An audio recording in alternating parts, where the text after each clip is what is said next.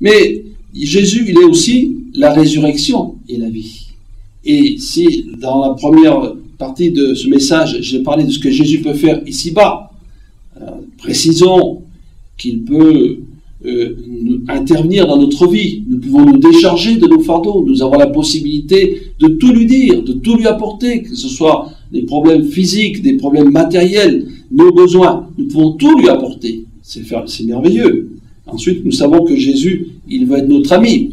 Mais lorsque je parle que Jésus est la résurrection et la vie, là, je parlais d'une chose plus importante, c'est l'éternité.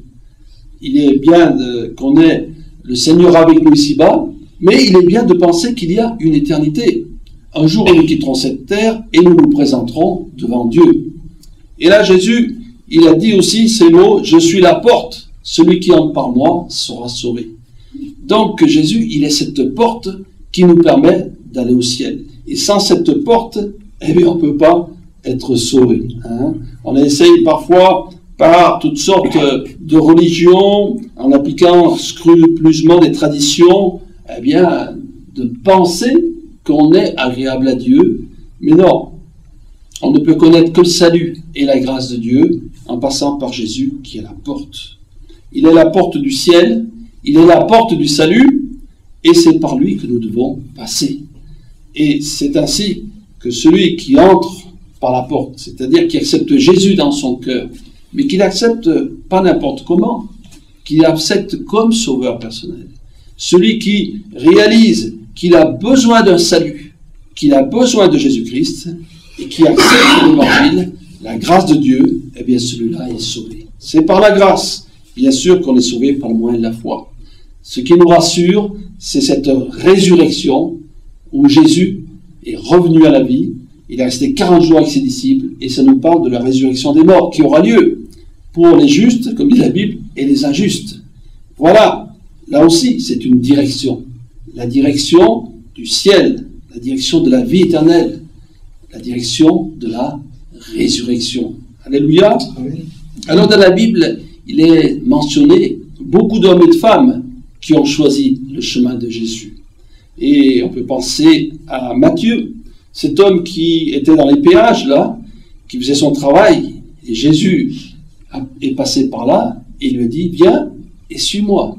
Et lui, il aurait pu dire oui ou non, parce qu'après tout, on est libre. Mais lui, il a suivi Jésus. Et à partir de ce jour, sa vie a pris une orientation tout à fait différente.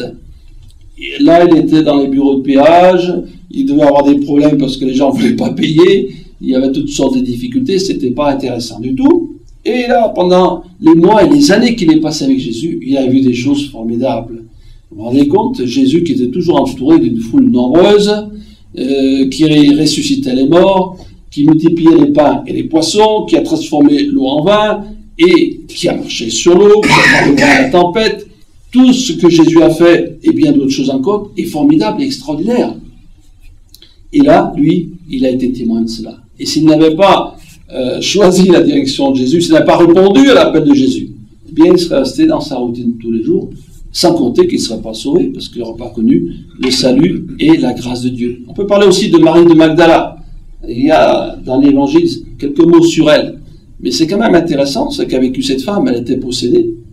Et elle devait être poussée par les mauvais esprits à faire toutes sortes de choses qui la contrariaient. Et Jésus l'a délivrée. Alléluia. On peut voir cette femme avec des yeux fermés, des traits tirés, étant malheureuse, étant poussée par les mauvais esprits. Et on peut la voir après, joyeuse, paisible et heureuse. Et c'est elle qui a été témoin de la résurrection de Jésus. Alors on va voir aussi un autre texte dans la Bible, dans l'évangile de Luc. Encore, on va voir comment un homme, lui aussi, il s'est sorti d'affaire. C'est dans Luc chapitre 8 et verset 26. Là, Jésus va faire quelque chose d'extraordinaire. Il va délivrer un possédé. Et nous allons donc lire ce récit dans Luc chapitre 8, verset 26. Ils abordèrent dans le pays des Géraséniens, qui est vis-à-vis de la Galilée. Lorsque Jésus fut descendu à terre, il vint au-devant de lui un homme de la ville, qui était possédé de plusieurs démons. Depuis longtemps, il ne portait point de vêtements, et avait sa demeure non dans une maison, mais dans les sépulcres. Ayant vu Jésus, il poussa un cri, se jeta à ses pieds et dit d'une voix forte, « Qu'y a-t-il entre moi et toi, Jésus, Fils de Dieu, très haut? Je t'en supplie, ne me tourmente pas, car Jésus commandait à l'esprit impur de sortir de cet homme dont il s'était emparé depuis longtemps. On le gardait lié de chaînes et les fers aux pieds, mais il rompait les liens et il était entraîné par le démon dans les déserts. Jésus lui demanda, « Quel est ton nom ?»« Légion, répondit-il, car plusieurs démons étaient entrés en lui. Et il priait instamment Jésus de ne pas leur ordonner d'aller dans la Bible. Il y avait là, dans la montagne, un grand troupeau de pourceaux qui paissaient. Et les démons suppliaient Jésus de leur permettre d'entrer dans ces pourceaux. Il le leur permit.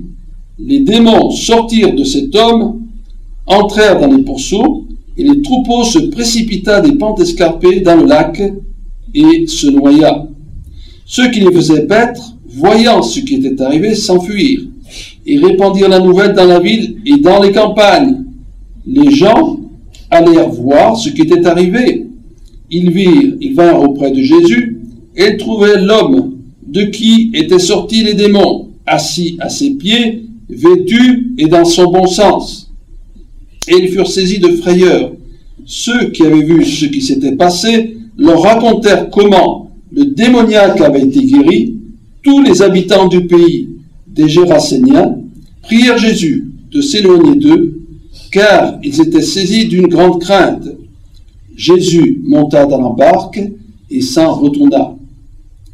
L'homme de qui étaient sortis les démons lui demandait la permission de rester avec lui.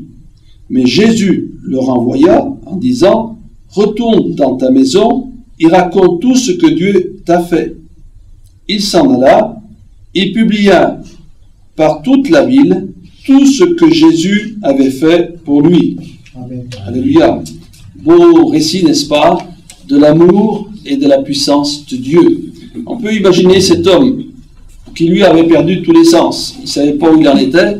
Il était possédé par une légion de démons et il était vraiment perturbé. Pensez donc, il n'était pas vêtu, il se cachait dans les sépulcres, il poussait dans les déserts, on lui mettait des fers aux pieds et la force était tellement grande qu'il brisait les fers et il se meurtrissait, il criait. Ça devait être quelque chose d'horrible. Hein? Et Jésus est intervenu quand même. Et si quelqu'un vit une situation horrible, si quelqu'un ne sait plus où il en est, qui est complètement perdu, eh bien Jésus est capable de transformer sa vie, de libérer ses chaînes, de guérir son corps et de lui donner une direction précise, de lui redonner du bon sens, de l'équilibre. Le Seigneur est formidable. Et cet homme, il a dû souffrir longtemps, comme cette femme à la perte de sang, qui pendant 12 ans avait cette infirmité. Lui aussi, il devait souffrir sans rien dire. Mais Jésus, lui, il l'a vu. Et il a peut-être vu la prière secrète qu'il a fait, cet homme. Il devait dire, je suis tenu par des esprits mauvais, je ne peux pas m'en sortir. Y a-t-il un Dieu? Peut-il faire quelque chose pour moi? Et Jésus, il est venu. Il est venu, il a parlé à ces mauvais esprits. Ils ont disparu. Et cet homme s'est retrouvé libre, assis, vêtu et dans son bon sens. Dieu fait bien les choses, hein? Assis, vêtu et dans son bon sens. Et à ce que Jésus intervient dans une vie, il rétablit toutes choses. Alors si quelqu'un a eu une vie complètement, on peut dire, disparate, une vie déséquilibrée, une vie de péché, une vie d'adultère, de toutes sortes de choses mauvaises, si son cœur est ballotté, je peux lui dire que Jésus, cher ami, peut te redonner l'équilibre de ta vie. Il peut, parce qu'il est le Seigneur, le roi des rois. Il est tout puissant pour agir, pour consoler, pour guérir, pour fortifier et pour redonner un équilibre et une santé spirituelle. Alléluia.